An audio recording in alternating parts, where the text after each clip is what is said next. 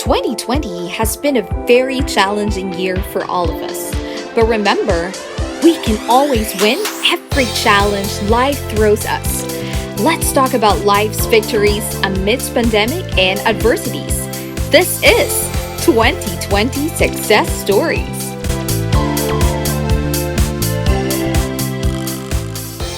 Brought to you by iCan Studios. And we are live! Hi! Good evening sa ating mga kasamang cankerors or cankerors. Very witty amalgamation ng iCan because we're at iCan Studios. We're produced by iCan Studios and we are all conquerors. You know, we are all trying to win over, to survive the challenging year that is 2020. Okay, so welcome to the second episode of 2020 Success Stories brought to you by, of course, iCan Studio. So we are live tonight. My name is Patty Donaldson or Patty Dons. That's my the name I go by online. I am your host and your moderator for tonight. Thank you so much, iCan Studios, or executive producer Donjo. Hello, good evening. Thank you for inviting me.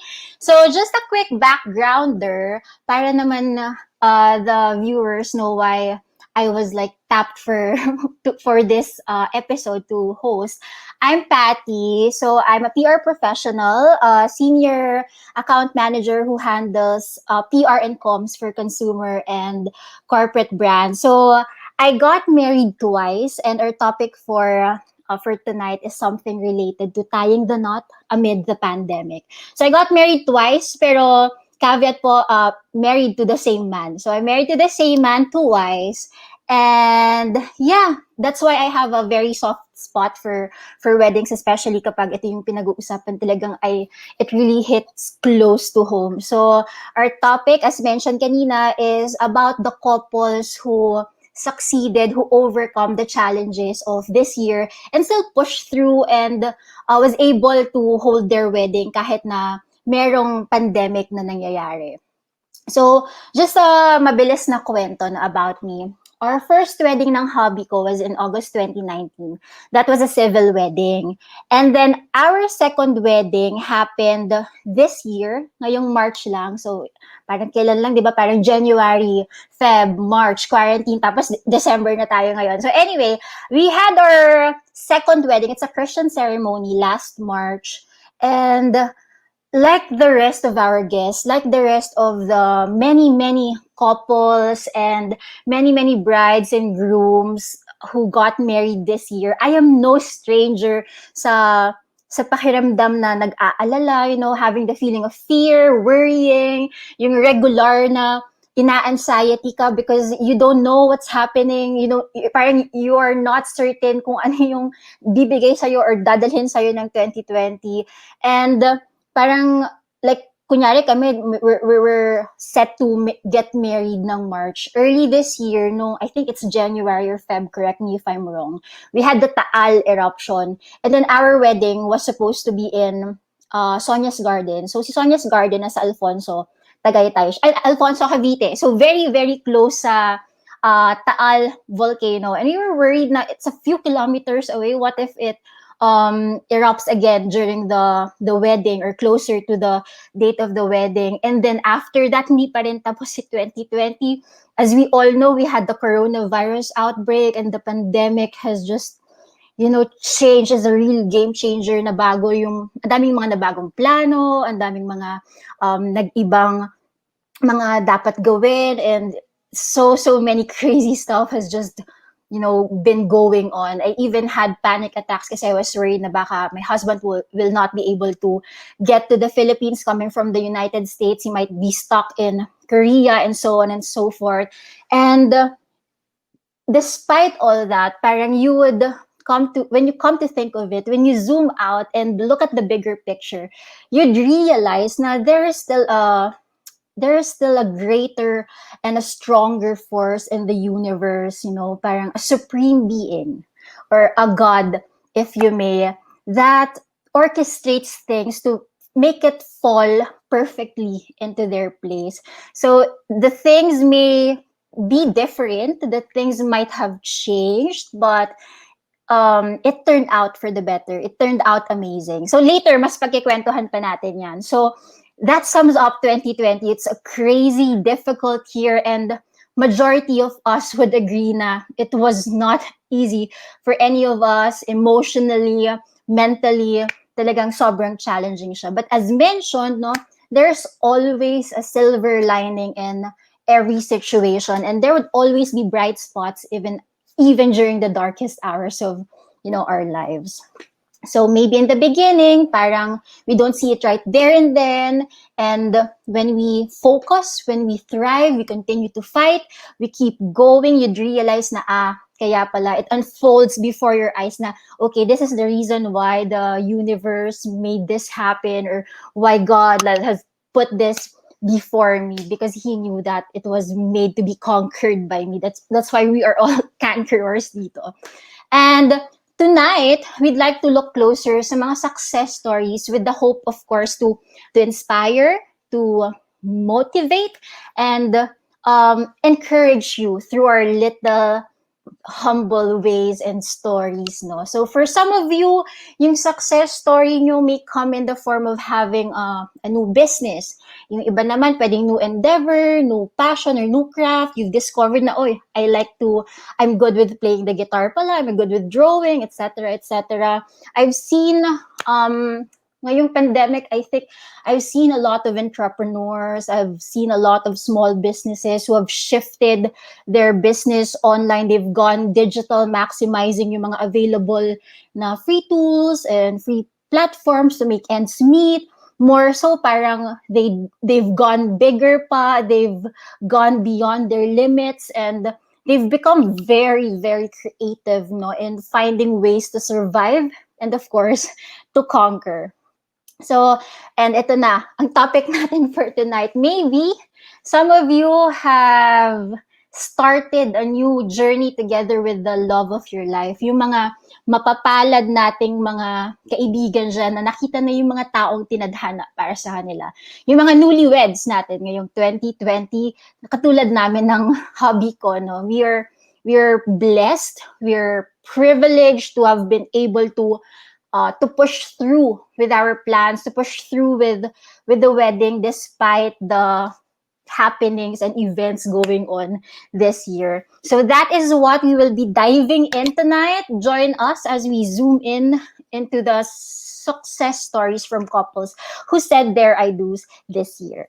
Okay? So saluhan nyo kami tonight sa isang matamis na kwentuhan by dropping comments, questions sa ating comment section. So huwag kayo mahihiyang magtanong kung may gusto kayong malaman, mapag-usapan, at susubukan namin as much as we can to answer all of your questions. Okay? So let's begin na. Don't forget to share our live stream link here on Facebook. Live na live po tayo mga Cankerors. After our live session, mapapanood nyo pa rin. You can still go back and check our content on YouTube and Spotify. Yeah! Okay, sige. Simulan na natin. Let's welcome our guests. Let's start off with Miss Mica De Leon. So Mica and his husband Jason has been together for 7 years, and they got married last August 25. Hello, Mica. Hi, can you hear me? Yes. Hi. Yes, we can hear you. Welcome to the show. Would you like to say hello to any of your friends, your family na nakatune in sa atin tonight? Hello to my friends, especially from YFC. Circle of friends namin ng husband ko where we actually met. So, hi, good evening. Nice. Youth for Christ pala kayo ni Hobby. That's good to know. Okay, so ang ating opening question for the night is very, very simple.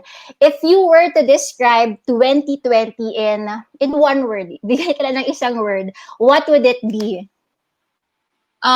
Faithful. Faithful. Would you like to explain why, or share with us bakit yun na naisip mo? Is it because of God's faithfulness? Well, yes. I think amidst of the uncertainties.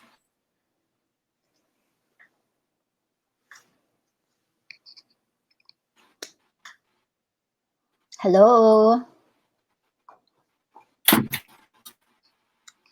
So just to recap, hello. Oh, ayan. We lost you for a while there. Just to recap, I think you said na amidst all the uncertainties, you've seen God's faithfulness working in your lives. Did I get that correctly? Okay. Yes, correct. Sorry, I lost my connection. But yes. Okay, it's okay. Thank you so much. Up next, let's welcome our second guest. So, groom naman tong i-welcome natin kasunod. Si Sir Ralp Rivas. Yes, Ralp siya, without an H. Hi, Ralp! So, si Ralp and his wife, Antoinette, were together for a year and they got married September of this year. So, recent lang, no, parang 3 months ago. Naku, I'm bad at math. Anyway, hi, Ralp! You're live. Hi. Hi, Ralp. Can you hear us? Naku, parang we're kind of losing Ralph for a while. Balikan natin si Ralph mamaya, no? Let's call in muna our third guest, Valerie Galvez West. Okay, si Val, she met Keith West online as she was looking for a school. So fast forward to 2020, they are now married. Val earned her master's in education and is now working at a public school in Virginia, USA. Hi, Val. We are live. Hello. Hi. Hi. Thanks for having me, Patty and Donjo. Thank you for making time for this episode. So, katulad ng question kanina, if you were to describe 2020 in one word, anong word ito? Surprising. That is true. That is true. Would you like to share more or expound about that? Oo, kanina nung nag-i-intro ka about, how God has plans for each of us, na magugulat ka na lang na parang, ganito pala, kaya pala nangyari to kasi this certain event would happen afterwards and stuff like that. Nag-uusap nga kami minsan ng husband ko na ang relationship, magugulat ka na lang na parang, bakit ganon? Everything falls into place perfectly when you're with the right one. So, nag-a-agree talaga ako sa mga sinasabi mo kanina during the introduction. Tumatango ko na tumatango. Yup. So, I agree sa lahat ng sinabi mo. Mm-hmm. Perfect. Ako rin. I'm with you na 2020 is really surprising, but at least for the blessed people like us, it's a blessing in disguise for them. It comes in beautiful, surprising ways. Yes. So let's welcome naman our third guest. He is back, Ralp. Hi. Hi. Hi, guys. Ayan, we lost you for a while. So sorry, I really lost my internet connection kanina. Really sorry. It's okay. Mm-hmm. It's not a video call or like a virtual call kung walang mga ganyang mga technical difficulties. Sorry. It's no problem. Anyway, so we were talking about describing 2020 in one word. So kung ihahambing mo si 2020 sa isang salita, anong salita ito? If I were to describe year 2020, most probably it's unexpected. Unexpected kasi sobrang daming pangyayari na talagang literal na hindi ko siya in-expect. In 2020, me and my wife made a lot of plans na hindi natuloy.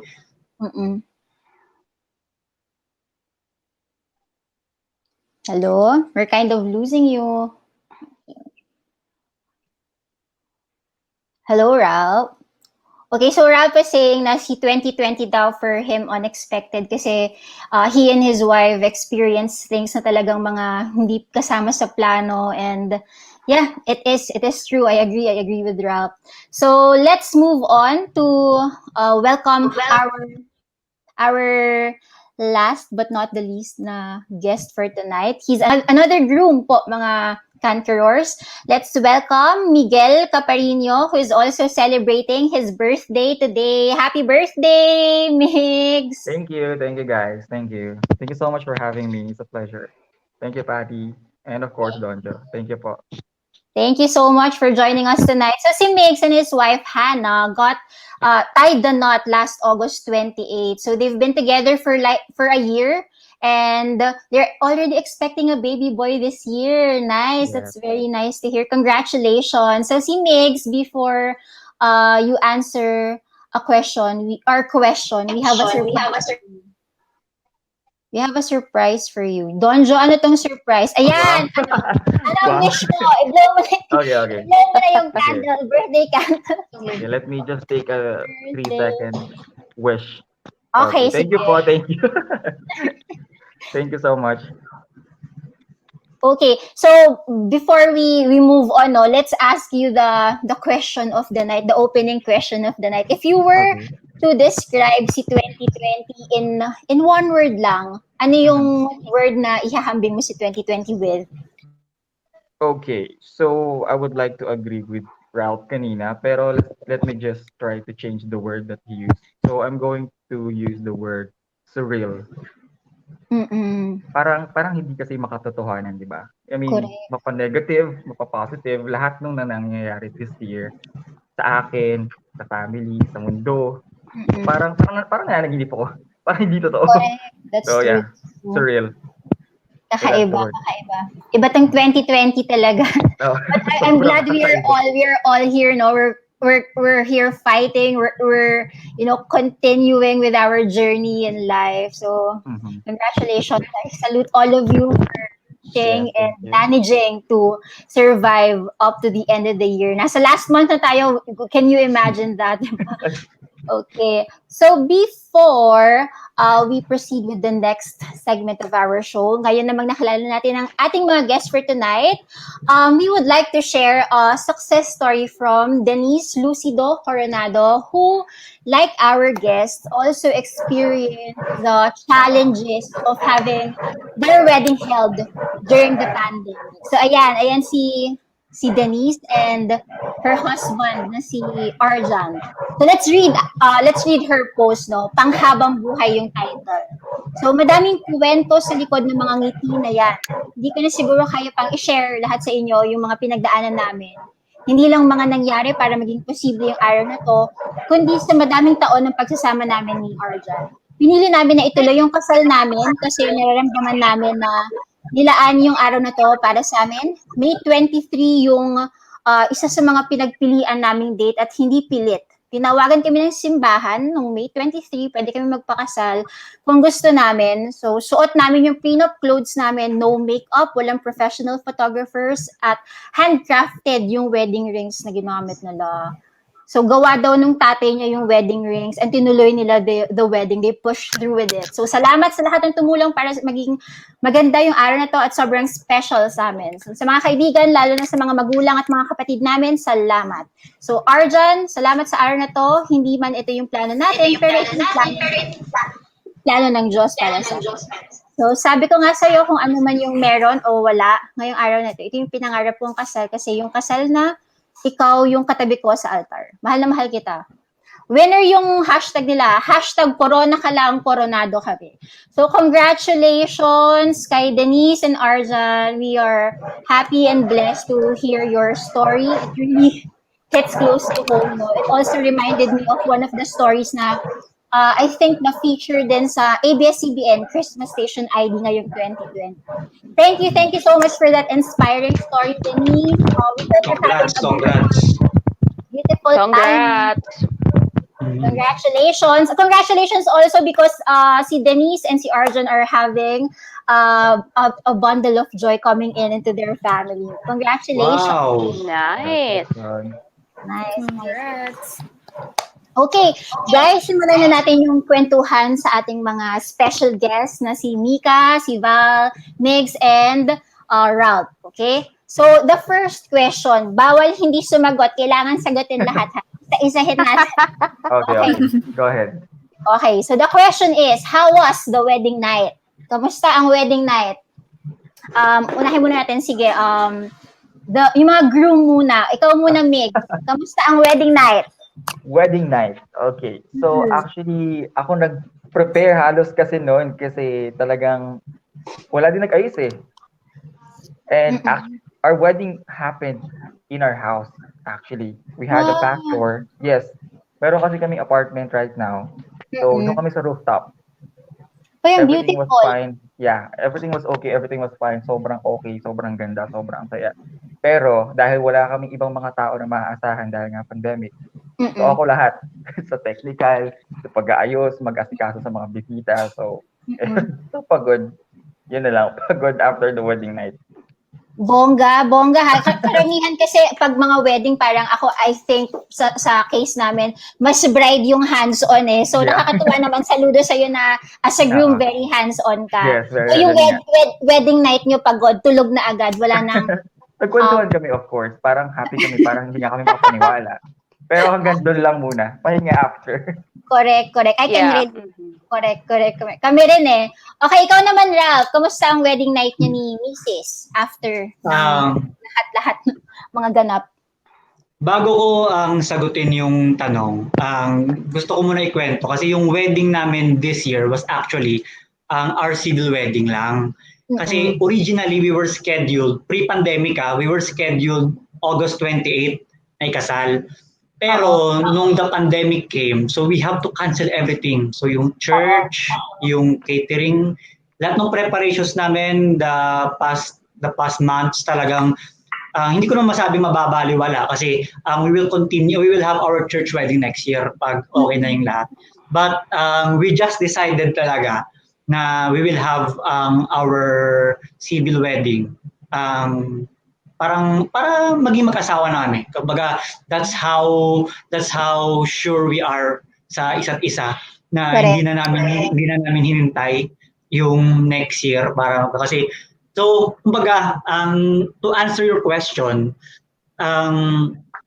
kamusta ba yung wedding night namin? Actually kasi yung preparation namin talaga yung nandun lang was yung family lang ng wife ko.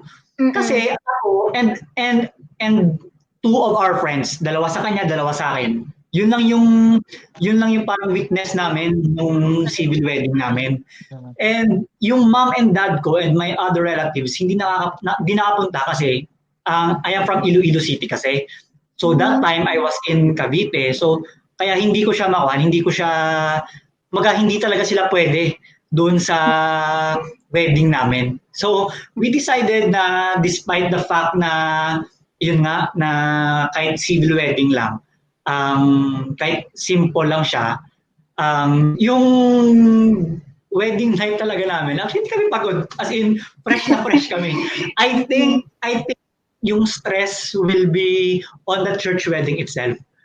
Kasi pre-pandemic, mga February and January, nasi-stress na kami sa preparation kahit August pa yung church wedding namin. So imagine ilang months pa yon nung church wedding, tapos biglang nagka-pandemic. So parang siguro sabi ni Lord, magpahinga muna kayo sa mga stress nyo. At least 50% ng mga inaasikaso nyo okay na. So next year, pag okay na, edi konti na yung aasikasuhin nyo. Pero ako yung experience namin the wedding night talaga after nung ceremony. Talaga wala. Relax. Chill lang. Next year, babalitaan namin kayo. Babalitaan namin kayo next year kung ano na yung tsura namin. Okay. Abangan namin yan, Ralph, ha? Yung okay, thank you. Thank you. Okay, Mica, ikaw naman, can you share with us kamusta ang wedding night? Ang wedding night namin, kasi yung wedding namin, 20 guests lang. So, nung gabi, na-realize namin, nakakapagod pala kahit 20 guests lang. Pero prior to that, pre-preparation namin, kasi we didn't get wedding coordinator, kasi nga sabi namin, it's an intimate wedding lang naman. And also, I'm an events person, so alam ko rin yung hands-on sa mga ganyan. Nice. So, on the day, may konting stress pa din, kasi you want the wedding to be perfect, but at the same time, you can't be too hands-on, kasi ikaw yung bride eh. So, lahat bilin lang. You have to trust your sisters, yung family mo, na they will execute everything by the book or kung ano yung napag-usapan. But, nung gabi, nag-recap lang kami, pinanood namin yung live stream because you want to watch yung mga comments then during the live stream. You want to thank the people nung gabi. And then, since work from home, our bosses were advising us to take a leave. Sabi namin, saan naman kami pupunta? Wala namang travel na mangyayari. So, hindi na kami nag-leave. Kinabukas, nag-work na kami. Sa bahay lang naman. So, We adjusted lang a bit, nag-transfer ng mga gamit, ayun. Yun, so far, normal pa. Wala pa kaming like, yung sinasabi nilang honeymoon travel or whatsoever. Well, of course, for that, after pandemic pa talaga. But so far, everything Next sa bahay year na. lang.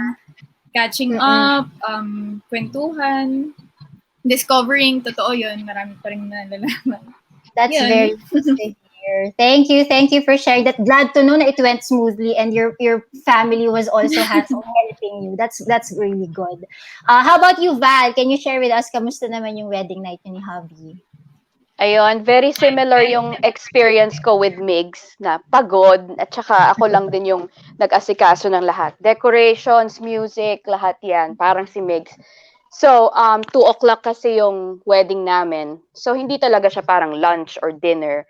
So, ang sinerve lang namin were like hors d'oeuvres, fruit salad, mga iba-ibang finger food. So, gutom talaga kami nung husband ko. Especially ako kasi, ako pag kunwari may show or something, ewan ko, ayoko kumain. Para bang, pag mabigat kasi yung tiyan mo, parang nakakakabalalo, gano'n. So, hindi ako kumakain pag may show, performance. So, parang gano'n din ng wedding ko, hindi ako kumain. Tapos yung makeup mo, syempre, ayaw mong, yung lipstick mo, ayaw mong matanggal or something. So, hindi ka talaga kumain. Kaya nung evening, sabi ko, tara kain tayo sa hibachi grill. Yung parang Japanese style na nagluluto sila sa harap mo. Sa harap mo, oo. Nice. Oo. So, yun, simple lang, nagpalit na kami ng clothes and to, regular clothes na, pero may makeup pa ako and everything. Tapos, kain lang kami. Tapos, sabi namin sa isa't isa, it was very tiring, ganyan. Pero, yun, ine-expect ko na, alam mo yung mga relatives mo, family mo na kinakasal, sumasakay sila sa bridal car or whatever you call that car. And off they go to honeymoon or something. So, akala ko ganun din yung mangyayari sa akin. Ganun din in-expect ko. Tara, sasakay sa kotse and off we go somewhere. Pero, hindi man similar yung experience namin sa ganun. Very special pa rin. Kasi, it's our first dinner as Mr. and Mrs. Yun. Tapos, after nun, syempre, tanggal ng sobrang kapal na makeup, tulog, beauty rest, ganon. Important yan. So one for the books pa rin, no? Something that you would like make kwento to your future like grandchildren or your kids. Now, after our wedding, we went to this grill and we ate like Japanese food. It was cooked right in front of us. That's nice. Thank you for sharing your wedding night story. So ngayon naman, we'd like to know the questions. I'm sure marami rin yung mga gustong malaman to, no? How did you know na si hubby or si wifey na talaga yung the one for you? Can you share with us? Ngayon naman, unahin natin yung mga brides natin. So, Mica, can you share, how did you know na si hubby na yung the one for you? Actually, hardest question pa rin talaga yan hanggang ngayon. But I must say we've been together for 7 years. Marami na kaming napagdaanan. And then we've witnessed yung immature stage and then the mature stage, and who really was the person sticking with you up until the end. Yung who will help you solve the problem, who will protect you no matter what, kahit ano pa yung pinagdaanan nyo. So, I guess, and plus, ito sinasabi ko rin, emotional investment din kasi being in a relationship. Of course, hindi ka naman magtatagal sa isang relationship just because you want na talagang companionship lang. But of course, yung kasama mo talaga habang buhay, yung ganun. You want it for the long run. Yeah, for a long run, not just for temporary. So, yung investment mo rin with the person for 7 years or kung gaano man yan katagal. I think yun yung pinangahawakan mo pa rin up until the end, which will make you say na he or she is the one. Yeah, that's true. I agree. Thank you, Mica. How about you, Val? How did you know na si hubby na yung the one mo? Yan. So, similar nga tayo, Patty, na online kami nag-meet nung husband ko. And we met in 2017. So, long-distance relationship kami. Nasa Manila pa ako noon and he was in Virginia. And then I moved to Alabama. Nasa US na ako pero magkaiba pa rin kami ng state. So long distance pa rin kami hanggang I moved in with him last year nga. Ang siguro if-phrase ko sa ganito to answer the question, panatag yung loob mo. Pag siya na yung the one. Alam mo Correct. yun, yung ibang tao sinasabi na long distance relationship won't work, ganyan-ganyan. Pero deep inside, hindi ko nararamdaman yung distance at all. Kasi panatag yung loob ko. I know I can trust him. He can trust me. Yung ibang tao, kailangan alamin yung mga passwords sa mga social media account. Ako, hindi, siguro blessing na hindi ko na-feel yung need to know the passwords na may may access ako sa mga accounts niya. And then eventually nung na-meet ko yung family niya, doon ko na talaga nasabi. I mean, yung mother-in-law ko sobrang bait, yung turing talaga niya sa akin since day one, parang daughter talaga niya ako. So doon ko nasabi nung na-meet ko yung family, sabi ko, ito na talaga. Ito na yung buwan. Oh my gosh. Thank you for sharing, Val. No? If I may share lang din, I can relate so much to that na parang for me, I knew na si Elijah, my husband, is the one because alam mo yung wala ng feeling of confusion, wala ng mind games, yung more than 100% kang sure na siya na talaga yung person that you'd want to spend the rest of your life with. And the relationship is built on trust, on faith, and confidence na parang pack Lord, winner, thank you, ito na to. So, yun, it's so good to hear stories like that too. How about our grooms naman? Can you share, Migz, how did you know na si wifey na yung the one for you? Okay. So actually yung question na yan medyo nahihirapan ako kasi para kasing pag sinabi mo the one, parang it should be perfect eh. So for me kasi parang ang imposible. Pero let me just say na pinili ko siya. Ito kasi meron kasi akong pinaniniwalaan. Na parang I don't date someone para lang masabing meron kang girlfriend, meron kang jowa, something like that. I date someone for a purpose. So ibig sabihin, dinate ko tong tao to, dapat pakasalan ko din siya someday. Kasi gano'n ka dapat kasi seryoso when you start dating someone, right? So dapat ganun yan eh. Dapat meron kang plano. That's so true. Ako, parang inisip ko na lang, siya yung pinili ko. I want to be with her na for the rest of my life, I want to be with her hanggang sa katapusan or whatsoever.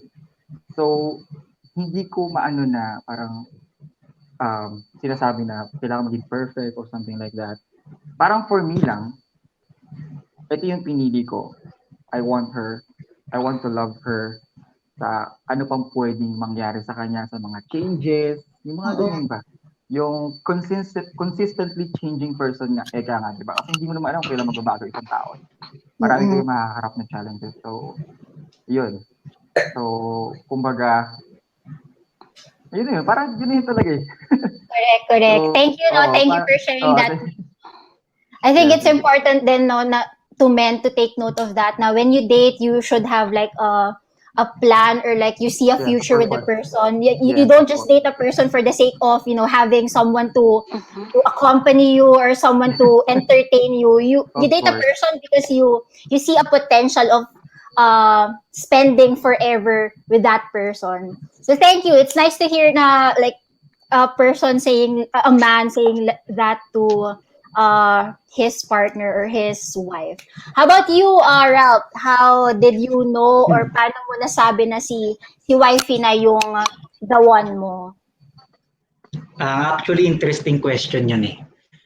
Pero kudos muna kay Migz. Tama yung sinabi niya talaga na if you date someone, syempre, i-date mo para dun sa long-term yung long-term yung vision mo towards the relationship. Pero to answer the question, ako kasi, I'm the type of person na ang dami kong insecurity sa buhay. I have a lot of anxieties. I am uneasy sa mga bagay-bagay, situational, and ako nasabi kong siya na, si Mrs. na yung the one. When all of my fears, all of my anxieties, lahat napanatag na. Kumbaga, kasi ganito yun eh. Ako, I have a lot of circle of friends. Pero each circle of friends just know me for a certain percentage. Kaya itong grupo to, yan ang pagkakaya nila sa akin. Kasi syempre, the type of person that I am, parang hindi lahat, parang nilalabas ko or inahayaan kong ma-penetrate yung pagkatao ko. Pero si wifey, she's the only person na talagang sobrang comfortable ako sa pinakauna pa lang na ilabas yung sino man ako. Kumbaga, lahat yung mga bad side ko, yung mga positive ko, lahat. Kasi that has been my fears throughout these years kasi talaga na na ilabas kung may tao ba na matatanggap talaga yung parang kabuuan ng pagkatao ko. And lahat yun yung mga dating mga iniisip ko na baka imposible, na mga haka-haka, kung mga ano. Nung nakilala ko siya, lahat yun nasagot. Na talagang yes, meron pala talaga. And sobrang gaan sa pakiramdam. And I feel easy every single day waking up na wala akong worry, and pagaling kong trabaho, na-excite ako umuwi. sobrang nakakatuwa talaga. Yun. That's really a blessing, no? Like having a person or having your better half na you're confident to show like the real you, 100%.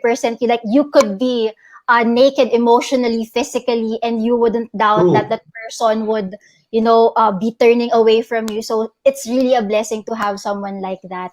Okay, so next question naman tayo. Para sa mga brides natin, so balikan natin yung mga time na, yung panahon na magpo-propose na si hubby nyo. Did you have a hint or parang nakaramdam na ba kayo na si hubby ay magpo-propose na, malapit na mag-propose? Like, meron ba kayong friend na chumichika na friend? Ano bang ring size mo? Diba? Yung mga ganon. Kwento nyo naman sa amin. Val, ikaw muna. Siguro iba yung sa akin kasi, American nga yung husband ko. Kumpara sa, ewan ko sa Filipino culture kasi more like, huhulaan mo lang ano yung ring size, hindi mo talaga tinatanong, 'di ba? Or tatanungin mo yung mother or yung sister, ano bang suot niyang singsing? So minsan nag-mall kami nung husband ko ni Keith. Tapos hinila niya ako papunta sa jewelry store. Sabi niya, "Let's check your ring size." So parang ako, ay, ang haba ng hair. So doon pa lang may hint na ako na ay baka magpo-propose na to, ganyan. Ayun, tapos hindi kasi siya magaling mag-keep ng surprises. So parang paminsan-minsan na sa conversation namin, sinasabi niya, your ring would look like ganyan. Alam mo yun, yung parang dinedescribe niya. Parang ako, pwede bang i-secret mo na ba para ma-surprise ako? Kahit konti lang. Oo, so yun, nung nag-mall kami, we check my ring size, doon na ako nagka-hint na malapit na.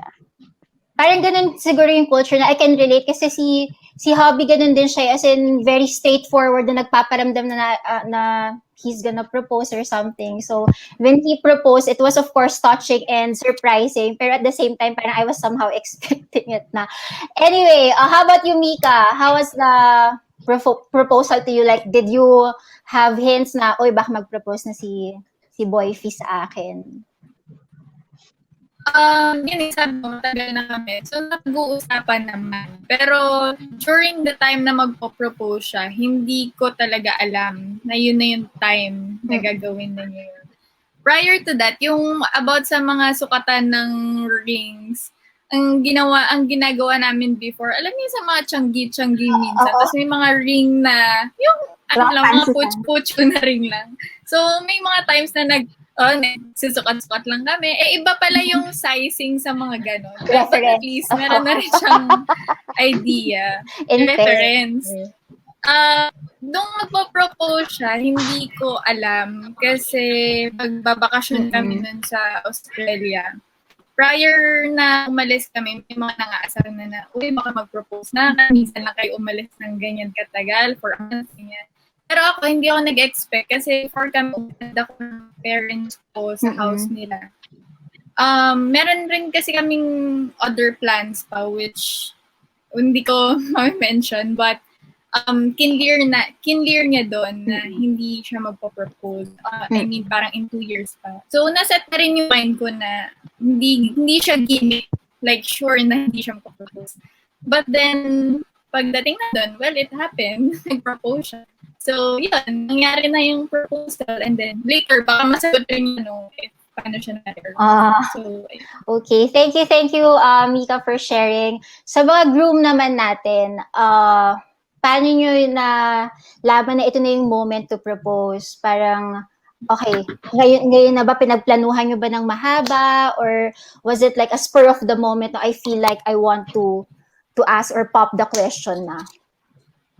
Ikaw muna, Migz. Sige, share mo sa amin. sige.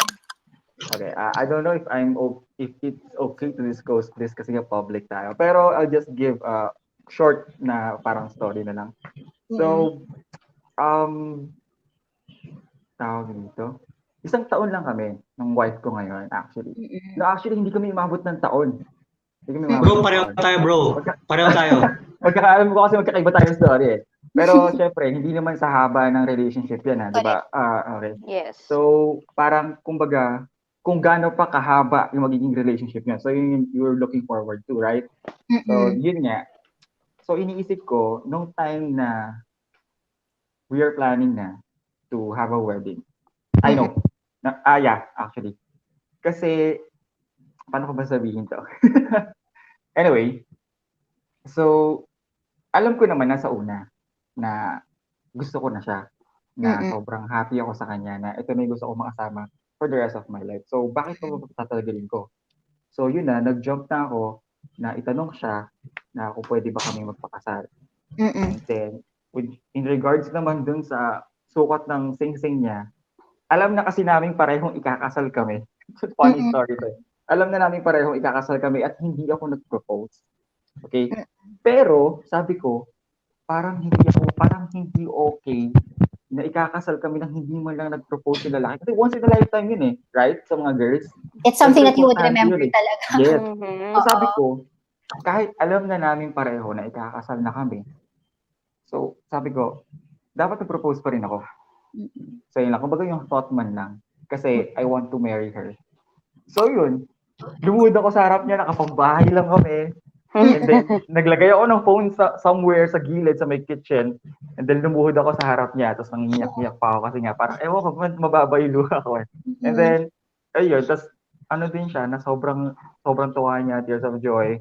And then, she said yes. Kahit alam na namin pareho. So, ayun. Nakakatuwa, actually. Yeah, I think yung mga one of the best proposals siguro talaga yung mga intimate, yung kayong dalawa lang, yung very small yung gesture, pero for the person that you propose to, it's a big deal. It's something that, it's one for the book, something na talagang aalalahanin mo for the rest of your life. How about you naman, Ralp? Can you share? Ako kasi, only child kasi ako. So, before my wife, I came from a relationship. Matagal din yun yung relationship na yun. So, after nung breakup ng relationship na yun, syempre, buhay binata. So, yung parents ko, especially yung dad ko, parang also sabi niya, na may bala ka bang mag-asawa? Wala ganun siya. Nung before ko pa nakilala si wifey, sabi ko, naman. Sabi ko, sa ngayon, hindi talaga siguro. Sabi ko, wala akong nakikita or what. Tapos, nung nagkaroon ako nung girlfriend, yung wife ko na nga ngayon, yung talagang pinakamasaya nung time na yun was my dad. Was my dad talaga. Kasi alam niya yung mga previous relationships ko eh. So he was very happy na after some time, nagkaroon ako ng girlfriend. Tapos biglang siguro midway through the relationship, nagkaroon sana si Papa, sabi niya, parang pabiro niya lang naman. Sabi niya na, kailan ka magpapakasal? Gumagano siya. Pero kaming dalawa ni wifey kasi nun, parang napag-uusapan na namin na what about spending our life together, na mag-abroad kami or anything, mga ganong mga usapan. So parang kami, we are into the discussion naman talaga. Pero ako, it's very gaan sa pakiramdam ko when yung taong nagtanong sa akin noon was actually yung isa sa mga tao na talagang nakita yung journey ko doon sa buhay pag-ibig ko. So, kasi yung dad ko, we are very close and he was very supportive sa mga naging relationship ko. Pero lahat ng heartbreaks, nakita niya rin naman. So, parang nung time na talaga na parang nakita na niya na, itong taon na daw ako. Tapos, sabi niya, this is the first time na nakita kita ulit na sobrang happy. The last time I saw you na gumagito ka was you graduated college, sabi niya sa akin. So sabi ko naman na sa umpisa pa lang, I do not date na for the sake lang na sabi nga kanina ni Migz na for us may girlfriend ka. But syempre, when you saw that someone talaga na nakikita mo siya na maging kasama mo talaga at katuwang mo sa buhay, sa huli, you are willing to take that commitment. A lifetime commitment to be exact. So, ayun, actually yung parang naghudyat talaga sa akin. Nagbigay sa akin ng idea. Was actually yung the time when my dad asked me na kung ano ba talaga yung plano. Ayun. That's very nice. Beautiful talaga kapag your family, your parents, give their blessings, tapos supportive. Yes. Iba kasi pag-approve ng parents mo eh. And Correct. iba kung yung partner mo is also ang close sa parents mo. Kasi ang gaan eh. You don't have to hide something. You don't have to, especially ako, only child ako, di ba? So it's really something na I'm proud of in terms of relationship namin ng parents ko. And ngayon na, ayun nga, may asawa na ako, sila okay sila nung misis ko. That's nice. That's nice. Okay, next question naman. So, we'd like to know how long was the lead time for the wedding. So, for example, nag-propose si fiancé ng ganitong month. Did it take a year, a few months to plan the actual wedding? And then, can you also share sa amin kung what made you decide to push through with the wedding this year instead of rescheduling it pa to next year? Let's hear it first from the grooms. You can go first, Migz. Okay. So, yung duration ng preparation namin was just too short. Actually, it's just a month ng Wow. preparation namin. Pero dahil nga na-settle naman namin lahat, everyone is okay with it. Actually, sobrang supportive din ng parents ko, like with Ralp. So, ang bilis talaga ng proseso. Ang kulang na lang namin yung mga papers, yung mga ganyan. Kasi we had our civil wedding din eh. So, actually, nung una, dapat sa labas. It should be on a studio type na area or parang nirerentahan. Kaso nga lang, bumalik sa, ang tawag dito, MGCQ, yung bawal ulit yung gathering. So, nauwi kami sa apartment, which is, buti na lang, medyo okay na itsura sa taas. So, sobrang easy lang ng preparation, mabilis lang ng mga transaction sa mga caterers, sa mga nagde-design and whatsoever. And then, ako nga yung naging hands-on kasi nga si Mrs. Parang nahihirapan siya na gumalaw-galaw kasi nga parang meron na kaming baby boy na by that time. So, ayun. And then, ano pa yung, what's the second question? Sorry, nakalimutan ko. Why did you decide na i-push through yung wedding ngayong taon instead of rescheduling pa next year? Okay. So, pinush na namin ngayong taon kasi nga, naisip namin pareho na hindi naman namin gusto ng sobrang daming bisita. Actually, nagkasundo kami na gusto namin konti lang talaga. We just had our family. So, andun yung parents ko, andun yung parents niya, and then everything was okay na. Meron lang kaming couple of partner ng ninong and ninang. So, tinuloy talaga na namin. Hindi na namin sumunod na taon pa. Since civil wedding lang din naman siya, so naisip namin, pwede pakasalan na lang kita ulit. Di ba? Why not? Pwede ko na ulit-ulitin yun. Siyempre, hindi ko na ako magsasawa na pakasalan siya ulit. So, naisip namin, after this pandemic na hindi naman natin alam kung hanggang kailan to or kung kailan matatapos. So, siguro, after some years, ayun, doon.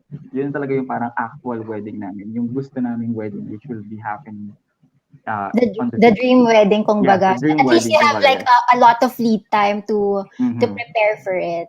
Okay. How about you naman, Ralph? Can you share with us bakit nyo napag-desisyon na ituloy pa rin the wedding this year instead of rescheduling it pa despite of the current events?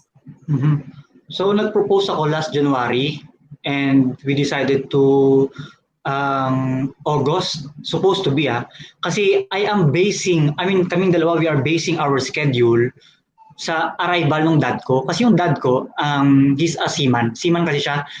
So, syempre, yung wedding itself is just once in a lifetime. So, yung church wedding namin, nasabi ko na, ganito yung, sabi ni Papa, sige, okay, ito yung dating ko, gato.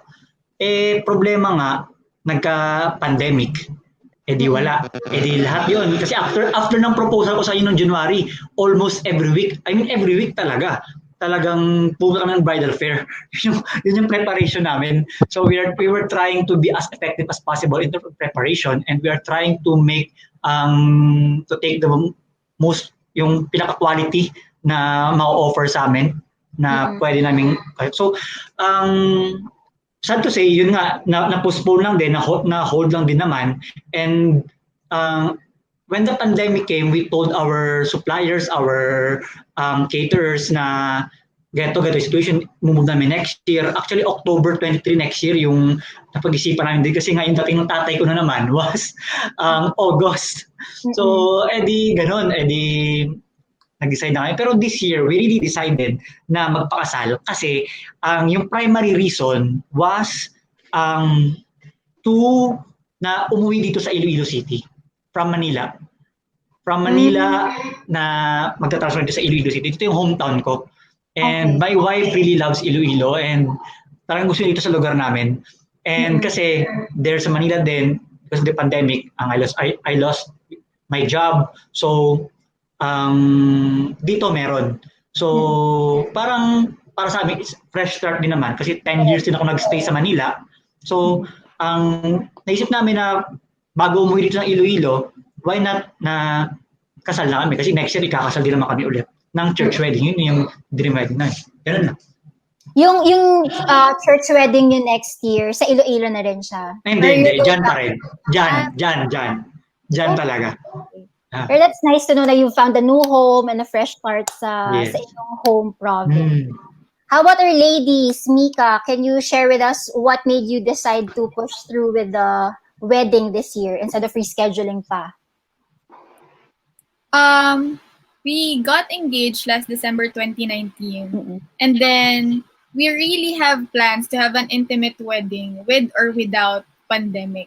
So there was no rescheduling happen kasi yung plans talaga namin is according sa intimate wedding talaga. It just so happened that pandemic happened. Kaya parang mas naging acceptable yung small weddings. So, mas naging madali lang rin yung preparations kasi like hindi mo kailangan magpaliwanag sa mga tao bakit intimate wedding kayo kasi yun na yung naging norm this pandemic. But then, ang maganda lang siguro sa ginawa namin, it went very smoothly kasi after we got engaged, actually hindi namin pinagsabi talaga sa iba na na-engage kami. It's within our family lang and close friends. So parang naging secret engagement siya for quite some time. Tapos we were planning na pala, ganyan. Tapos 1 week before our wedding, we just announced to our friends na, hey, we're getting married. So virtual na lang, see you. And then we have 20 guests lang. So sa journey namin, I feel na yun yung masayang part na between both of us lang talaga. We don't need to get any approvals from anyone or being afraid of being judged, ganyan. If there's any approval that we need, siguro from our parents lang, sharing it with them yung mga plans namin. But, yun, walang pressure at all. Very smooth lang talaga. Parang naging blessing in disguise pa, that everything went out so well for the both of you. Yes, and it went very convenient din. Hindi ko sinasabing naging convenient yung pandemic. But then, mahirap rin kasi mag-leave from work. So, mas nadalian kami maglakad ng papers kasi hindi namin kailangan magpaalam sa office to leave for a day para lang ano. So, yung work from home na hindi namin kailangan mag-travel from house to work, nakasave rin kami ng time from that na inalot na lang namin sa preparation instead of mga extra distraction or hassle pa mga ganun. So, ayun. Okay, how about you, Val? Can you share with us why did you decide to push through with the wedding this year? So, agree ako sa mga sinabi ni Mica, no? I got engaged last June, tapos we got married in September. Katulad ng maraming tao, I was unemployed during that time kasi nag-close yung schools. I was working in a school and a theme park. So, nag-close din yon. So, I was unemployed. Tapos, torn ako kasi all my family, my mom, my brother, nasa Philippines sila lahat. So, wala talaga akong immediate relatives dito sa state ng Virginia. So, sabi ko sa mom ko, anong gagawin ko? Parang ayoko naman ikasal. Siyempre, bride ka. Ayoko naman ikasal na wala yung parents mo, and ganyan. So, sabi ng mom ko, siya talaga yung para nagbigay ng approval nga na mag-civil na lang muna kayo ngayon. at least kasal na kayo. Later on, kung gusto nyo ng mas malaking celebration, edi tsaka na lang sa Philippines or whatever. So, ayun. So, agree ako kay Mica na parang blessing in disguise siya. Nakasave kami ng time, nakasave ng money. Tsaka iba rin pala yung feeling nung intimate yung wedding. Kayo-kayo lang nung relatives din nung husband mo. Parang hindi kayo nag-show off ba? Alam mo yun? Kung, ayun. So, oo, ayun. So, ngayon, hindi ko pa alam kung magbi-big wedding pa kami later on or magsasalo-salo na lang. So, hindi pa namin alam kung mag-bigger celebration kami next year. Ayun. We'll see about that. Okay, so balikan naman natin, guys, yung panahon na nagpe-prepare kayo for the wedding. I know some of you had a very short time preparing, no? Pero baka you can share like a funny or a memorable anecdote or experience nung nagpa-plan kayo ni hubby and ni wife. And meron ba kayong unforgettable planning or preparation experience na talagang maaalala nyo forever? Unahin muna natin, sige, si Ralp, parang may kwento siyang naalala. Nakakatawa. Kasi ang pareho kami nag-asikaso nung papeles sa City Hall, sa Cavite. Tapos, nung nagbabayad na kami and everything, sa dulo, nagtingin na kaming dalawa. Sabi namin dalawa, pwede ka na apply kasi sa 2,000, ano?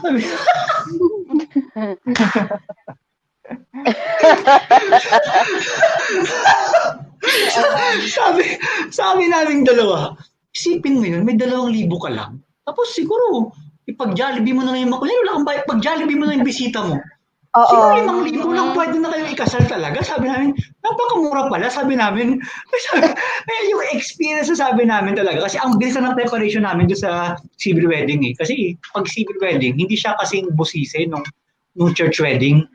Kasi especially ngayon na pandemic, na talagang bawal yung mass gathering. So, yung bisita namin, family niya lang, and 2 witness ng side namin, mga close of friends namin. So kami, yung talagang pinaka-mahabang proseso namin was yung mga papeles. Tapos yung papeles na syempre, yun na nga, yung payment. Tapos nagtingin na kami dalawa, pwede pala 2,000 eh. yun yung funny namin na experience talaga. Yun naman siya kaya natatawa ko kanina. Fairness. Pero totoo yan ha, yung parang for us, isa rin sa mga pinaka-challenging yung pag-aayos ng mga papeles. Ang haba-haba niya, ang daming requirements. Okay, how about you, Migz? Kwento mo naman sa amin, any memorable experience na time na nagpe-prepare kayo? Okay. So, yun nga, we had just a 1-month preparation actually. So, sa loob ng isang buwan, I can say we had a funny moment. Pero ako siguro sa sarili ko, I realized something na kaya ko pala yung mga bagay na hindi ko inakala na kaya kong gawin. Kasi nga yung pag-aasikaso, my wife had to rest all the time kasi nga syempre we are having a baby. So ako, hindi ko ina-expect kasi yung pagiging responsible, siguro from 25%, in terms of percentage, from 25, I jumped to maybe around 85. So, kaya ko pala. So, yun, kumbaga, realization na napapaisip ako na, kaya ko palang gawin lahat nito. Kaya ko palang mag-asikaso, kaya ko palang mag-prepare. Ako gumawa ng wedding invitation. Ako ng mga bisita. Mga ganyan. Saan mo ginawa yung wedding invitation? Sa Canva ba? Dito lang. Ako lang nag-isip. Fairness. Iba talaga yung power of love na talagang the things you would do for love, talagang hindi mo alam kung ano pa yung extent ng mga pwede mong magawa. Yes, yun nga. Marami talagang nagbago, maraming growth, kumbaga, na nangyayari. Hanggang ngayon, of course. How about you, Mica? Share mo naman sa amin baka meron ka dyang memorable na kwento during your preparation. Nasabi ko nga kanina na secret engagement kami. So, yung mga funny stage namin is yung mga stage na gusto pa namin i-deny muna. So, yan, si Ali, sabi niya, nasa Black Scoop kami and nag-black out ako when I heard it. Kasi during, yung isang around from my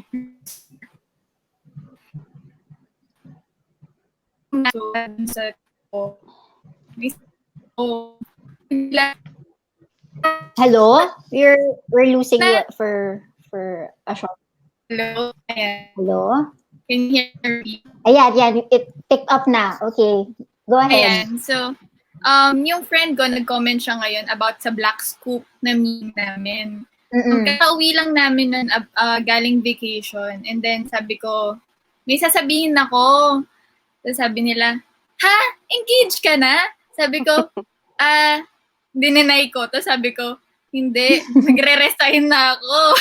So yun yung mga moments na naalala times na dininay ko. And then, mga funny stage din siguro, yung mga, since naka-secret engagement kami, mga random people will send us messages. Naka-zoom in yung kamay ko. Sabi niya, Mica, may ring ka na ba? Mica, engaged na ba kayo? Mga ganyan. So, yun yung mga funny moments namin na sasabihin ko ba, re-replyan ko ba, or ganyan. Until May, nag-birthday yung husband ko, si Jason. Sabi ko, so, ito na, public na natin. I-greet kita. Happy birthday to my fiancé. So, yun na yung parang press release namin na. So, ang greeting doon, happy birthday and congrats. Happy birthday, congrats. So, yun lang yung time na pinoblic namin. And then, nakakatuwa lang kasi unexpected din yung mga reactions ng mga tao. So, I guess yun yung memorable and funny story ng preparation namin. Ang cute naman, no? Very celebrity yung feels na hindi mo na sinasabi. Tapos people would observe na yung ring finger niya. Parang merong ring, engagement ring na. Nakakatuwa. Ang cute naman ng friends mo. So, how about you, Val? Share mo naman sa amin funny or memorable experience when we're preparing. So, hindi ko alam kung funny talaga siya pero memorable. So, unemployed nga ako nung nagpaplano ako nung wedding namin. So, meron kang certain budget sa isip mo, no? So, mini-mental math ko. Ganito yung cost ng photographer, ganito yung cake, yung mga ganyan ba? So, kinausap ko na yung photographer. Tapos, meron siyang sinabing price. I think $400 yata sabi niya. So, yung Filipino in me, tawad ako agad. Sabi ko, maikli lang naman, ganyan, less than an hour yung ceremony, ganyan. So, tumawad. Sabi ko, pwede ba 250? Sabi niya, well, okay, I can do that. Pati yung sa cake, ganun din. Parang sa mura, nakatipid ka kay Pinoy tumawad, kalahati. Pinoy talaga, oo. Parang Green Hills ang tawaran, di ba? Hindi ako Green Hills, di ba? Oo. So, yun yung siguro memorable experience, yung lumalabas yung mga tawaran skills mo. Pagdating sa, money. Fair, relate. Yung mga hahanap ka talaga ng mga mas mura or better options sa supplier para mas makatipid. Ito naman, puntahan naman natin yung mga times pa rin siguro ng preparation, no? Meron ba kayong mga petty quarrels or arguments ni fiancé nung nagpe-prepare kayo? Na kunyari, gusto niya ganito yung kulay nung gowns ng mga abay, tapos kayo parang gusto nyo, mas neutral na lang kaysa flamboyant colors. Kayo muna mga groom, sige. Ralp, may masishare ka ba dyan na meron ba kayo naging mga little arguments or small spats ni wifey? Ako parang frozen pala siya. Ikaw muna, Migz, meron ka bang mga ganyang experience? Nakamute ka? Nakamute ka pa? Okay, I'm sorry. So, when it comes to yung mga theme, yan, yung mga isusuot, yung mga decor, ako yung nag-ayos, pero siya yung nag-decide. Hindi na ako nakipag-argue. Hindi na ako nakipag-argue kasi matagal yun eh. So, kumbaga, kung ano na gusto niya, yun na yung sinusundan ko. Tapos nagsasuggest na lang ako ng iba pang pwedeng option and then mapapaisip din siya and then okay naman. Siguro nagkaroon lang kami ng problem when it comes to the visitors. Kasi by that time, yung original plan nga namin ay magaganap dapat sa isang parang kumaga restaurant na merong event place, event area. Kaso nga lang hindi natuloy. So doon kami nagkaroon ng problema kasi kung sino ba yung mga hindi invite. Gusto niya kasi sobrang konti lang. Ako gusto konting dagdagan kahit paano para ma-witness ng mga closest friends namin. Especially sa side ko. Kasi hindi niya pa close yung mga friends ko kasi family walang problema. Pero when it comes to friends, sa side ko hindi siya close. Pero ako, I'm getting to know her friends na. So parang ang gusto niya mangyari by that time, kung natuloy yung dun sa event place na parang around 70 to 50 people na may invite namin. Nakakatampo na parang puro friends lang yung nasa listahan namin. Family niya, friends niya. Tapos sa side ko, family ko lang. Yun wala natira.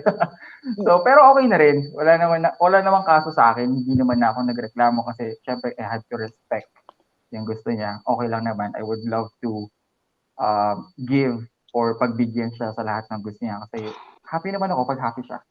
That's true.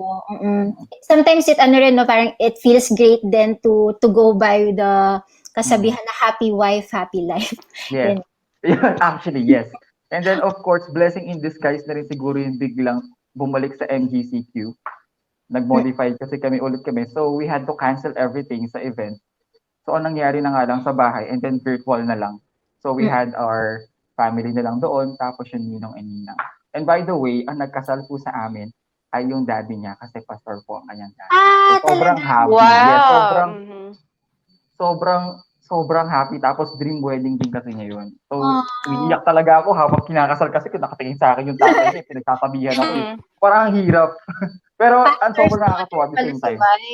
Yes. So, sino nag-ano sa kanya? Sino naghatid sa kanya sa altar? Yung yung younger brother. Kasi dalawa lang sila magkapatid.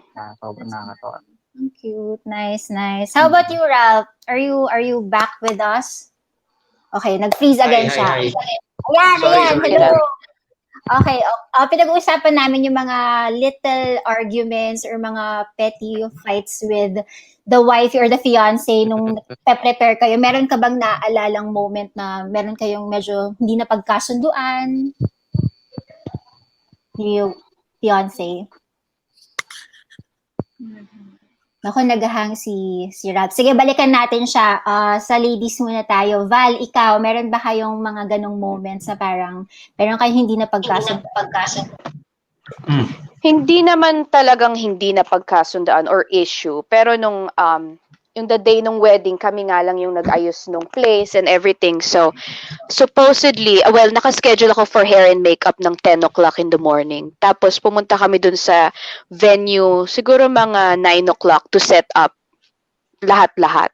So, yung husband ko, sabi niya, you may go, just go to your hair and makeup appointment. Ako, lahat naman tayo may experience sa events and mga ganyan. So, gusto talaga natin perfect yung lugar, yung gusto mo yung flower nandito. Alam mo yon, parang gusto mo talagang i-supervise yung decorations and everything. So, pinipilit niya ako na, sige na, we can do this, ganyan-ganyan. Siya daw, tsaka yung mommy niya, tsaka yung auntie niya. Sabi ko, no, I want to supervise. I want to make sure everything is perfect. Ganyan-ganyan. Sabi niya, just go to your hair and makeup appointment. Tapos tinagalog ko talaga. Sabi ko, ano ba? Parang nainis na ako na gusto ko ngang ayusin, hayaan mo ko. Pero alam naman niya yung ibig sabihin ng ano ba. So, yun lang. Yung parang nag-snap lang talaga ako na, ano ba? Just let me do it. Sabi ko. So, yun. Pero, oo. So, yun. Pero hindi naman talagang away or something. Nag-flip lang ako. Little bumps lang. How about you, Mica? Sa amin, parang kay Val, hindi naman big deal na issues. Pero siguro sa simula lang, kasi adjustment yung part na division of how are you going to plan for the wedding. Kasi parang simula, iniisip nila, dapat daw bride lagi ang nagde-decide. Kasi si bride daw lagi masusunod. Sabi ko, ay parang ayoko naman ng ganun. Gusto ko parehas tayo mag-dawa to. So eventually naman, na-overcome yun na sa lahat ng decision making. Together na kami, sabay kami nagre-research. Hindi yung ako lang magre-research, tapos isi-share ko sa kanya. So, I think it's part of the journey rin na dun daw kasi talaga sa planning stage matitest talaga yung yung team nyo as a couple. Kasi, di ba, parang teamwork talaga yun, hindi pwedeng isa lang, hindi pwedeng ipaalam lang. Dapat gusto nyo parehas para pag dumating na sa wedding day, walang sisihan na ikaw lang naman to ikaw lang may gusto nito ganyan. So, dapat agree talaga both ends. Para smooth lang talaga on the day of the wedding. Correct. Dapat two-way yung pagdedesisyon natin. Yes.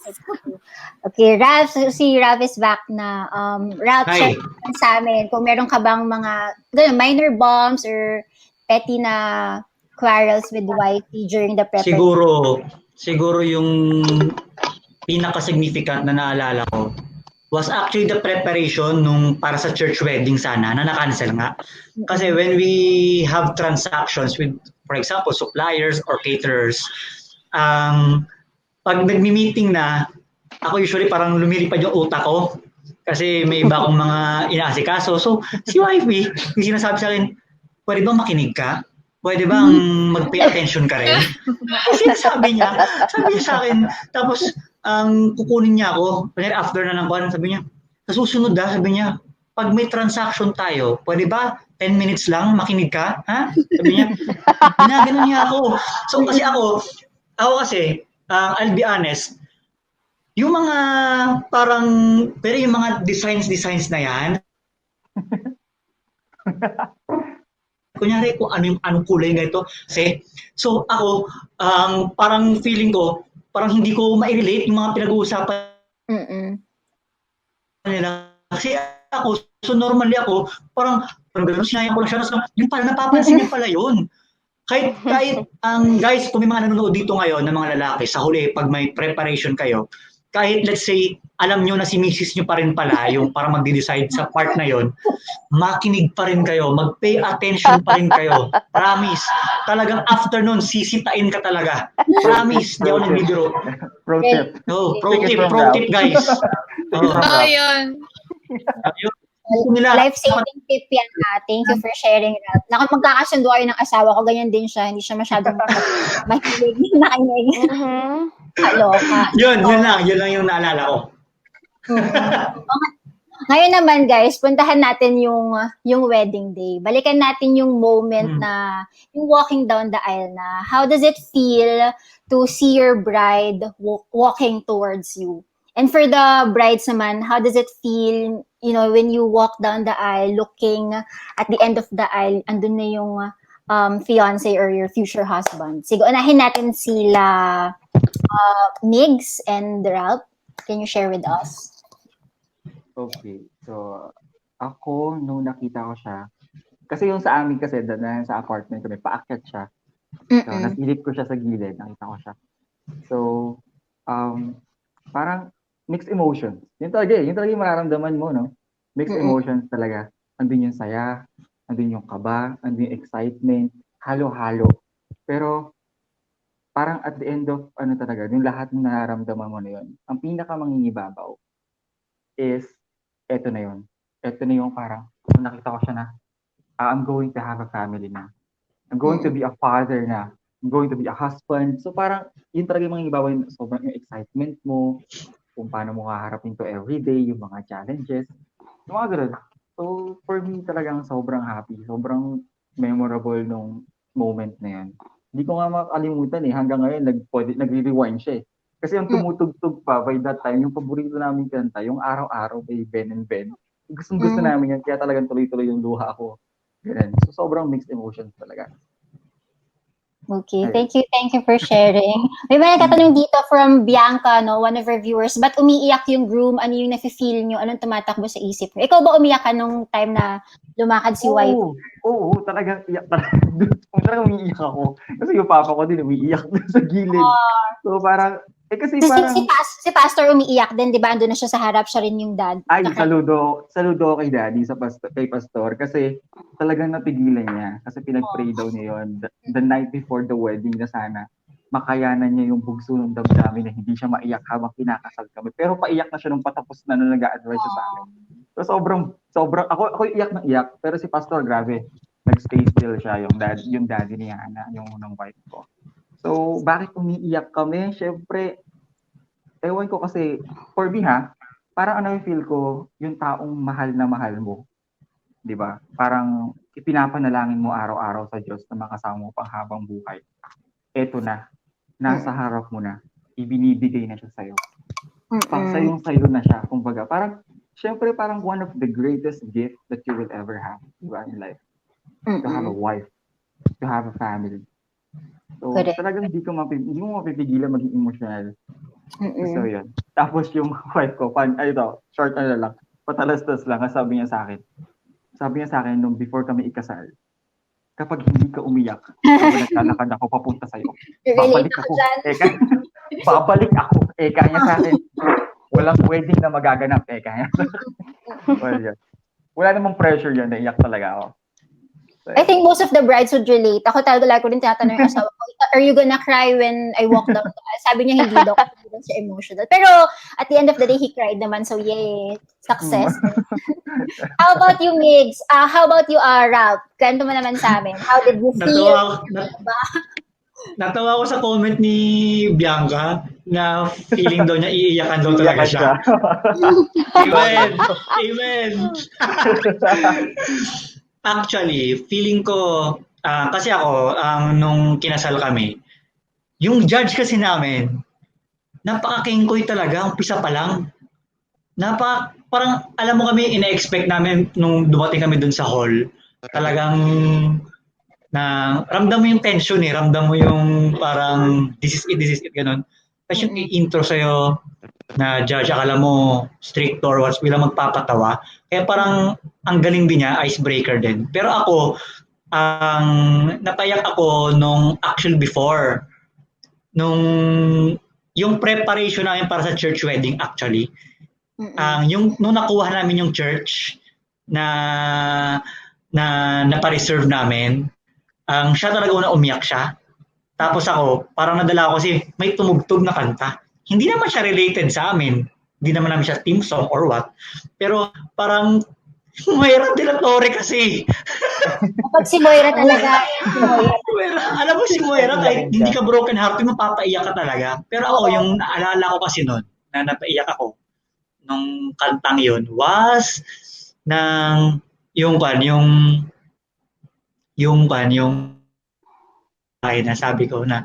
sabi sa akin na after lahat nung mga napagdaanan mo, after lahat ng mga katarantaduhan, after lahat ng positivities, lahat ng mga negativities, lahat na it will all boil down dito na you're finally here, you're with the right person. So, I think it's really a gift from God, yung realization na makita mo that the person you are with is one of the biggest blessings that you could ever have.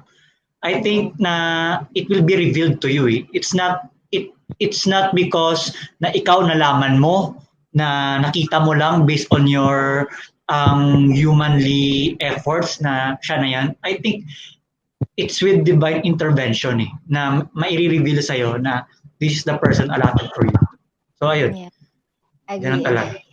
Okay, how about our ladies? Can you share with us ano yung feeling nung pag-open ng curtains or ng doors as you're walking towards your husband? How did it feel? Sige, ikaw muna, Val. Okay. So, alam mo yung pag nag-attend ka ng mga wedding ng mga ibang tao, parang diva yung paglabas ng bride, tapos diretso lang yung tingin niya. So, parang ako, siniset ko na sa mind ko na, dapat diretso lang yung tingin pag naglalakad. Pero nung naglalakad na ako, inisa-isa ko yung guest na parang, tinignan ko yung mga mukha nung parents nung husband ko, yung ibang guest namin, yung mga cousins. Tapos parang nag-flashback lahat yung first time na nakita ko sila. Tsaka yung first time na nakita ko yung husband ko. Nung tumingin ako sa mata ng husband ko, biglang nag-flashback nung first time kami nag-video call, nung sinundo niya ako sa airport. Parang para ka naglalakad parang memory lane, ganon. So, at the same time, feeling diva ka kasi pinipicturean ka. So, kailangan maganda ka habang nagre-reminisce ka, ganon. So, yun, para sa akin parang flashback ng memories yung experience.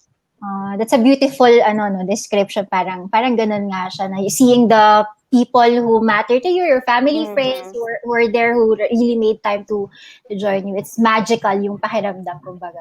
How about you, Mica? Can you share with us ano yung pakiramdam nung lumalakad ka papunta kay husband sa altar? Ako naman baligtad kay Val. Ako naman parang hindi ko nakita yung mga guests. Parang naging invisible sila. Tapos ang nakikita ko lang yung husband ko, plus yung dalawang parents ko na sasabayan ako sa gitna. And then, naiiyak ako sa part na kasama ko na yung parents ko kasi naisip ko na, hindi na ako sa kanila uuwi after this. Tapos paghatid sa husband ko, parang tears of joy lang din kasi another answered prayer talaga. Tapos pagkuha niya sa akin, sabi ko lang, may panyo ka ba dyan? Kasi wala akong dalang panyo. Makeup sayang. So yan, then after that, naman kami, very nakakatawa rin kasi kami parehas. So nung nakita niya, nag-iiyakan kami, nagsisikuhan lang kami. So eventually, naman na kami, parang nawala na yung kaba, tapos parang super saya na lang lahat ng sumunod na nangyari.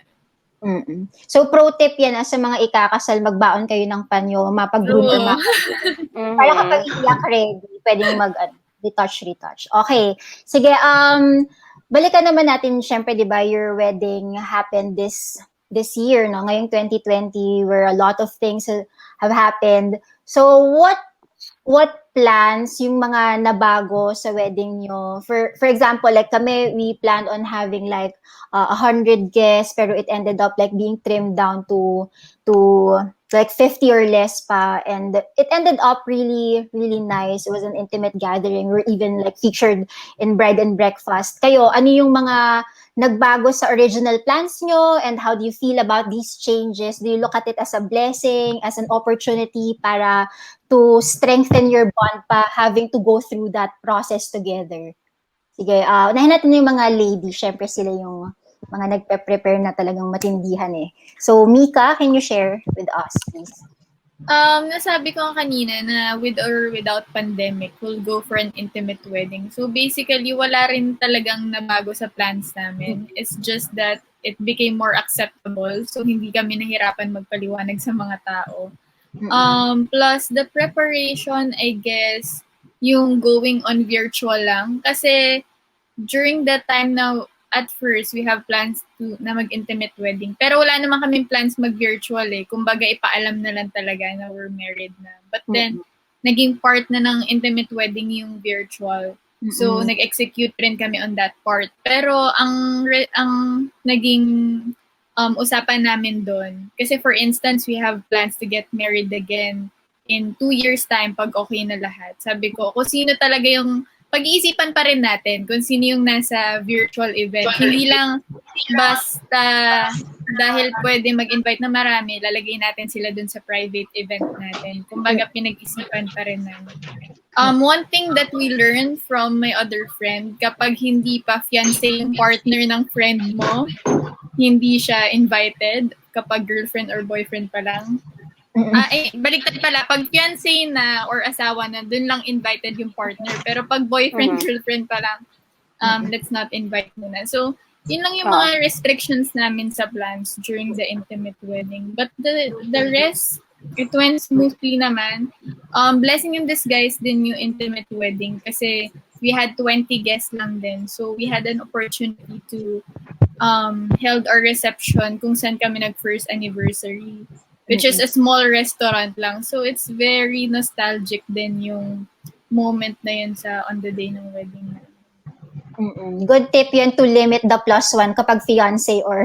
Yeah. Sabi rin ng friend ko kasi parang even in actual wedding, if hindi pa fiancé or real partner ng friend mo yun, parang nakakasira sa picture. What if nag-break sila? Hindi mo na ma-post yung picture nyo ng wedding dahil iba na yung boyfriend niya currently. So yung mga ganun. So sabi namin, if magkakaroon tayo ng actual wedding, sino ba talaga invite natin? So yun lang din yung lalagay natin sa virtual wedding. Not because convenient lang mag-invite ngayon, i-invite natin sila.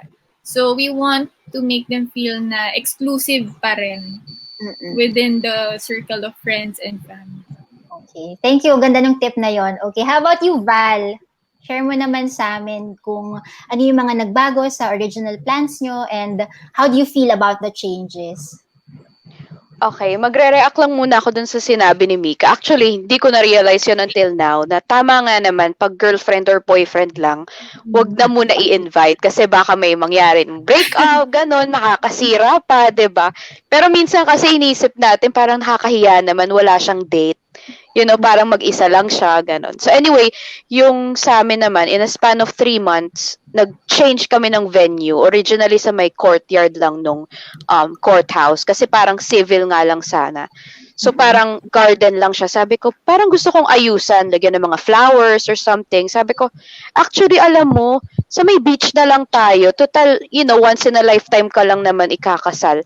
Gandahan na natin kahit simple. So, lumipat kami from like garden to beach. Pero, lilimit lang talaga namin to 4 guests actually. Yung grandparents from mother and father side nung husband ko, tsaka yung parents niya. So, parang 4 lang sana. Yung mga cousin naman niya, sabi nila, sige, kahit tatayo na lang kami sa may beach area. Kasi yung sa amin parang may covered area, tapos yung beach, yung as in shore. Sabi nila, tatayo lang kami doon, total, hindi nga pwedeng madaming guests. Eventually, sabi nung pastor, just join us here. So, parang ginather na rin lahat dun sa venue namin, dun sa covered area, imbes na may mga nakatayo sa shore. So, it won't work out well kasi sama-sama rin kami in the end. So, yun. Pero, total of like 10 guests lang. So, it worked out well. Hindi na namin kailangan mag-mask, basta may social distancing lang. That's Ayun. good. Saka buti nakisama yung panahon kasi outdoor, di ba, nasa beach. Oo. Yun nga parang blessing talaga kasi nung week na yun, maulan.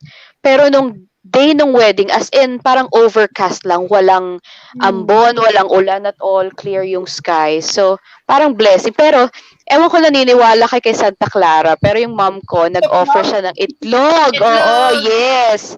Kasi birthday ko August. So, yung mga birthday ko nung bata ako, nag-offer kami ng egg para hindi umulan sa party, ganyan. So, sabi ng mom ko, mag-offer din kaya ako para sa wedding mo. Sabi ko, sige. So, parang sabi ko, thank you Santa Clara. Yun. Trinay din na, I think yung coordinator namin nag-offer ng eggs. Pero kasi kami Christian, so hindi kami like, we pray to saints. Pero may mga pa-offering ng egg. And true enough, nag-work naman. So hindi rin umulan kasi outdoor kami. Okay, how about you naman, Ralp? Kwento mo naman sa amin. Kung ano yung mga nagbago sa plans nyo. I believe you mentioned na dapat church kayo this year. Tapos, na-move na to next year. Meron pa bang mga ibang memorable changes na pwede mong i-highlight or i-share sa amin? Actually, yung para sa family ko dito, sa Iloilo. Kasi they already bought the tickets plane tickets para sa August sana. Kasi syempre, they chose to book at an early schedule para mas mura. So, ayun, parang, di ba sa pandemic ngayon, yung ibang airlines parang naging travel fund na lang siya. Di naman siya na-refund yung money. So, parang yun, parang iniisip ko kanina, parang yun yung significant na din talaga. Kasi so far, nag-move lang din. And yun lang. So far, wala naman talaga siyang malaking significance pa na nabago. Except pala na syempre netong civil wedding, wala yung parents ko. Okay. Thank you. Got it. Thank you, Ralp. How about you, Migz? Ano yung mga pagbabago na nangyari because of the recent events and happenings sa paligid natin?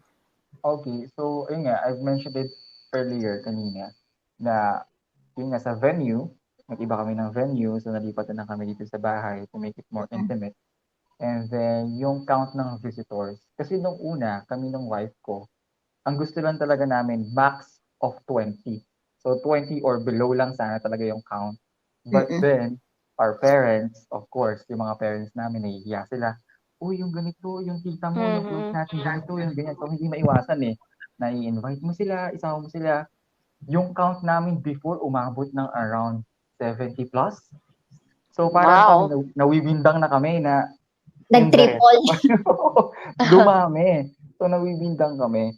But then, yun nga, naging blessing in disguise pa rin. But thankful ako actually na nagbumalik sa MGCQ kasi by that time, nung naset na namin na 70 plus, na final kasi yun 70 plus yung final count ng visitors, GCQ that time, at tapos dumating tong MGCQ.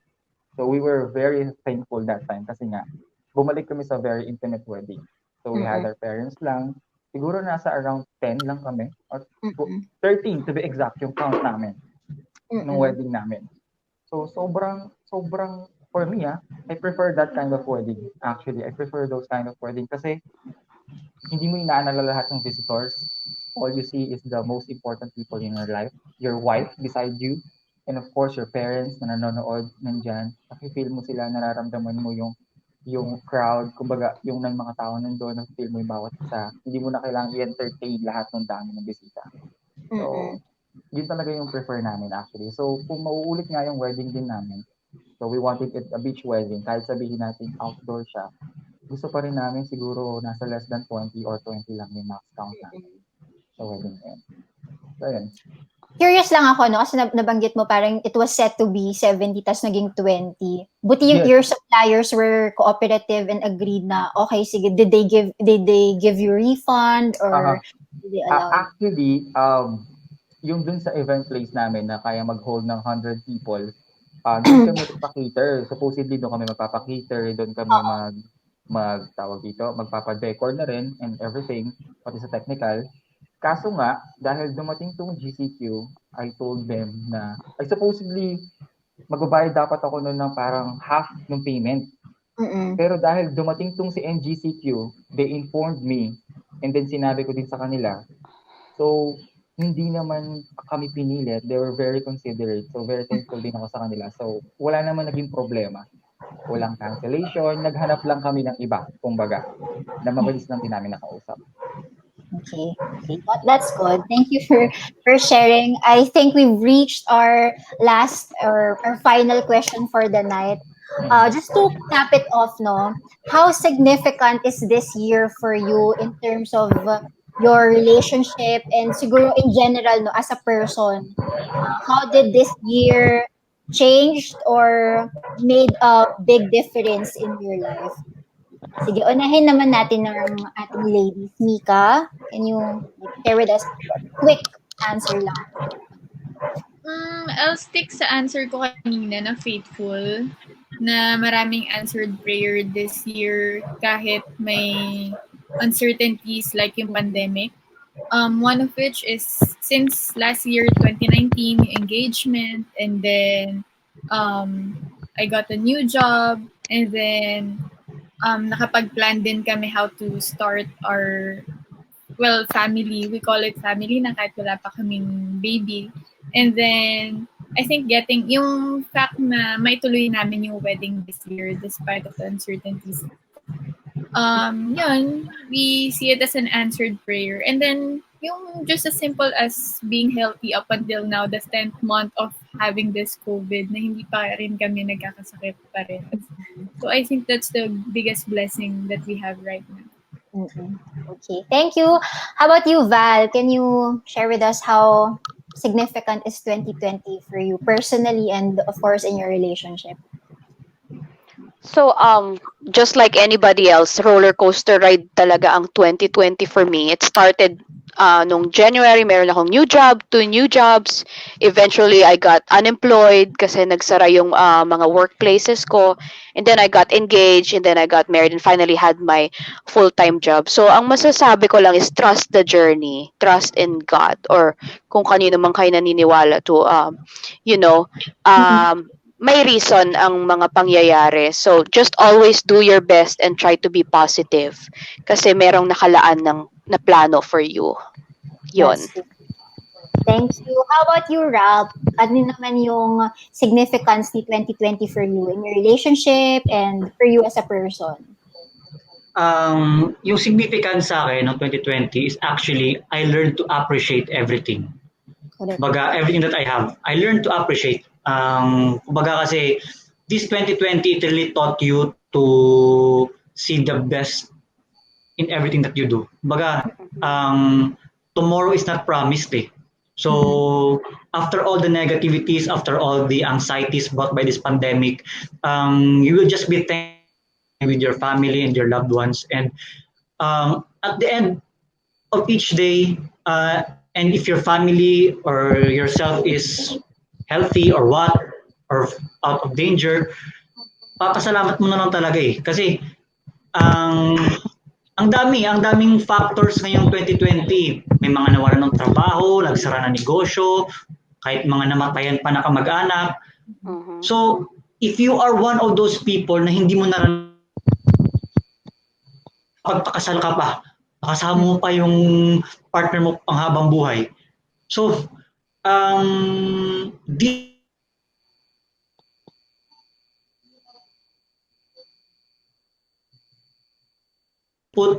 you have to put premium sa appreciation, even the smallest thing na meron ka sa buhay. Yun talaga yung tinuro ng 2020 sa akin. Totoo yan. To be appreciative of the things that you already Yes. have. Kasi tayo, minsan may tendency tayo na we look for the things na wala sa atin. So, Agree. it's a really good learning. That's a really good learning. How about you, Migz? Can you share naman, ano ba yung significance ni 2020 for you, for your family, in your relationship? Actually, I totally agree with Ralph. Sobrang, yun nga, yung appreciation na despite of the worst case scenario na pwede mangyari sa buhay mo, so appreciate all the little things that is happening. So yung 2020 din, sobrang grateful ako ako kasi nga, I had my wife na, kasama ko na siya every day. Sobrang happy, new beginnings, new life, new adjustments, and then of course, andyan yung growth. Kumbaga, ang dami ko na, yung sinabi ko kanina, it's more on for me personally. I had so much realization. I had so much growth. I had so much in me pa pala na kaya ko palang gawin na I never thought na kaya kong gawin. So ngayon parang since my wife is we're going to have our baby 2021 February, lapit na eh. So syempre, kailangan iwas muna sa mga trabaho, kailangan mag-bed rest, and so on, kailangan ko siya alagaan. So ngayon, mahina ako sa multitasking. Share ko lang, sobrang hina ako sa multitasking. Pero but now, so redundant. Now, ako yung nag-work, pumapasok ako every day kasi we're not work from home na ngayon. And then I'm doing the household chores. Lahat ng mga gawain dito ako naglalaba. Ako nagluluto every morning bago pumunta ng office. Dapat I make sure na makakain muna yung wife ko and then makainom siya ng milk niya, yung mga vitamins niya and so on and so forth. Ako namamalengke. So parang sobrang amazing yung growth talaga. Yan. Thank God din for the strength na He gives you, empowering you to juggle everything. Sabay nangyayari. Okay, so I'd like to thank all our guests for today. Mica, Val, Ralp, and Migz. Maraming salamat sa time nyo. I would like to make this kwentuhan as long as possible, as longer if we can. But for now, we have to bid goodbye. Maraming salamat sa lahat ng learnings and kwento na you've shared sa ating mga Cankerors. So we hope somehow sa ating mga viewers, we've made you feel better. We've shared useful insights and inspiration to somehow keep you going. And I think key takeaway rin natin ngayong gabi is that sometimes talaga there are things that go different from how we plan them, but they end up falling perfectly into place, becoming something that's even more beautiful than what we have actually thought or imagined. So before we close our show, would you like to promote your social media handles? Baka meron kayong mga online businesses na you'd like to invite our viewers to follow, to like, or visit?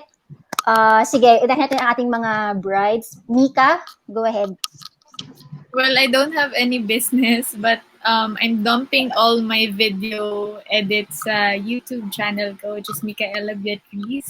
No pressure. But yeah, highly appreciated if you're going to watch and subscribe. Thank you.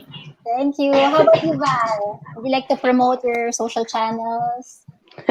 Wala rin akong business or social channels, but I'd like to thank Donjo for having me. Patty, it was nice meeting you. Ralph, it was nice meeting you too. And I'm so happy to see my Cals again, Mica, Migz, yung mga nagko-comment, si M, Bianca. I miss you all so much and I wish you all the best. Thank you. Thank you, Val. How about you, Ralph? Ikaw naman. Meron ka bang Hi guys, could you please follow me sa Instagram? Ito yung username ko nakalagay dyan. It's Ralp. And could you also please support me sa Lazada live stream namin ni Donjo? You could just search Ralp Rivas sa Lazada. And I'm available. And yun lang so far. And kung gusto niyo pala, kung mahilig kayo pala sa mga podcast, may podcast sa Spotify, you could just check them out. Thank you. Thank you so much, Ralph. Migz, ikaw naman. Share mo naman ba? I don't have a business as well or a channel yet. I'm planning to. Pero yun, gusto ko lang munang i-take the opportunity na to para magpasalamat sa lahat sa pag-invite sa akin, sa iyo, Patty Dons, and of course kay Donjo. And of course, sa lahat din ng mga nanonood. Thank you so much for having me. And we hope na na-appreciate ninyo lahat ng mga opinions namin. Thank you so much. Thank you very much. Thank you. Thank you everyone for joining us tonight. Don't forget to follow iCan Studios on Facebook, Instagram, Twitter, and YouTube. It's all iCan Studios Philippines. Once again, this is Patty Dons. It was a pleasure to join all of you here at 2020 Success Stories. Mag-plug na rin ako ng mga social channels ko. So yan yung name ko, at Patty Dons on Instagram, Facebook, and TikTok. Also, we have a business. We're selling Bath and Body Works candles, mga scented candles from Dubai. So do check out Home Republic with a K and the N sa Instagram. Thank you so much, everyone. We'll see you again next week, Sunday, December 13, same time, same page. Good night, Cankerers. Thank you so much, Mica. Bye. Bye. Thank you. Ingat. Thank you. Bye, Sobrang guys. thank you sa opportunity. Thank you for tuning. Don't forget to like, share, comment, subscribe, and hit the notification bell to be updated. Follow us on our other social media platforms at iCan Studios PH on Twitter and Instagram, and iCan Studios on Facebook. Thank you, Cankerers. We hope we inspired you.